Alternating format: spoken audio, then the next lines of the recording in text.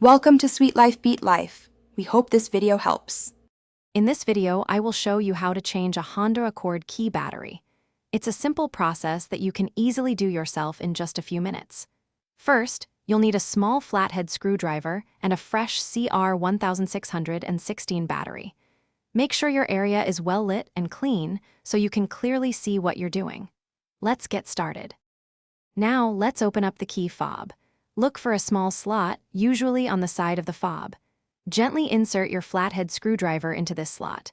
With a slight twist or prying motion, the two halves of the key fob should separate. Be careful not to use too much force, as we want to avoid damaging the plastic casing. It should pop open quite easily. Once the key fob is open, you'll see the old battery inside. Take a moment to notice which way the battery is oriented, usually with the positive side facing up. Carefully remove the old CR1616 battery. Now, take your new CR1616 battery and insert it with the positive side facing the same direction as the old one. This ensures proper function. Great job! With the new battery in place, it's time to put everything back together.